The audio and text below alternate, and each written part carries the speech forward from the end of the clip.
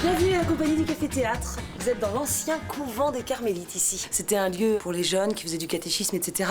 Et c'était un rendez-vous pour les personnes âgées qui jouaient aux cartes le dimanche. Au départ, j'ai démarré chez moi dans mon petit appartement. L'inspection du travail est descendue. Ils m'ont dit que c'était interdit de donner des cours chez soi, en fait. J'avais un copain qui m'avait dit, surtout, va voir l'évêché, ils ont certainement des locaux. Je suis allée à la cathédrale et j'ai rencontré le père Rousseau qui m'a donné une clé. Et je me suis retrouvée donc dans ce petit paradis. C'est un café-théâtre qui existe à Nantes depuis maintenant oui, bon, on le sait, non, mais je commence à le faire.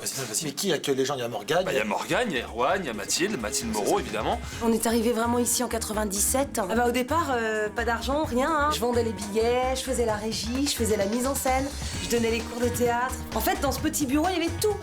En fait, j'étais dans mon placard. Je pense que ça a été beaucoup d'énergie, beaucoup d'investissement personnel. À chaque petit spectacle, déjà même avec la quinzaine d'élèves, on achetait un projecteur. Au fil du temps, on a réussi à monter vraiment le projet. Il y a des sièges rouges avec des gens qui viennent. Ça, c'est des petits fauteuils qu'on adore. Ils sont un peu... Hein. Mais ça tient. Donc c'est une compagnie en fait à Nantes.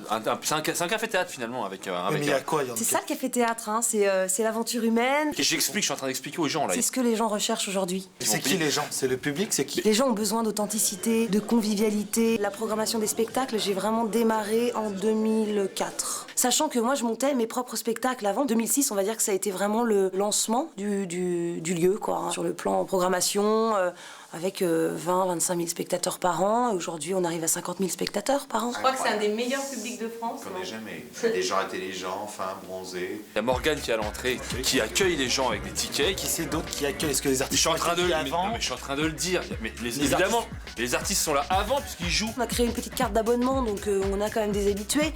On a 8600 personnes qui reçoivent la newsletter. Est-ce qu'il y a beaucoup de comédiens qui viennent dans le café-théâtre? Ça change toutes les semaines. Faut expliquer. Alors nous, qui arrive, qui étant-nous des têtes d'affiche, nous venons pour 2 semaines. Nous, on aime bien les recevoir 2 semaines parce que ça nous permet de faire marcher un peu le bouche à oreille aussi.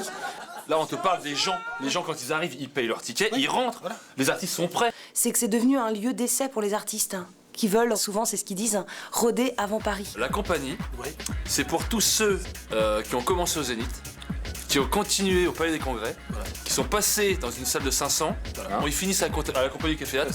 Ça veut dire quoi?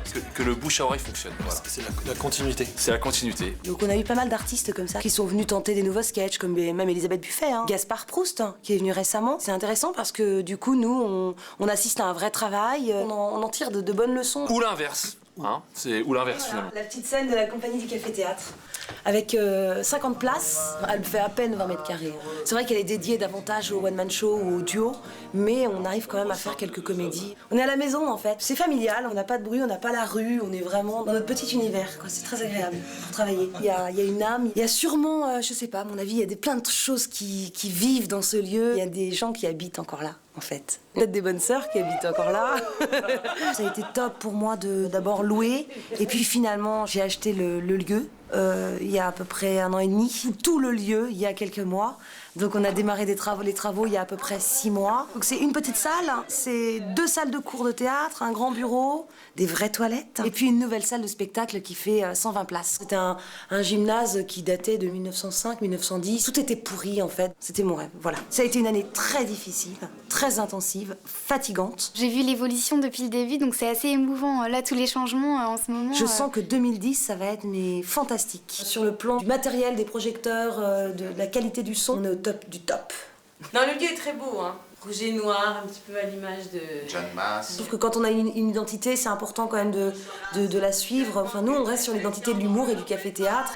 J'aimerais remonter des pièces de Pagnol. Le théâtre populaire, c'est essentiel, en fait, voilà. Je n'ai pas de subvention. Donc c'est un lieu qui est complètement privé, qui appartient aux banques pour le moment, hein, puisque j'ai un investissement qui est quand même assez lourd. Croyez-moi, le café bar. Ça a un rapport avec Et aujourd'hui, la compagnie, c'est 200 élèves, 3 profs et Anne Romanoff, qui est donc la marraine depuis presque 10 ans. Je pensais pas du tout que ça allait prendre cette ampleur-là dans ma vie. C'est devenu une vraie famille. On a une centaine d'élèves en liste d'attente, ça fera peut-être 300 élèves l'année prochaine.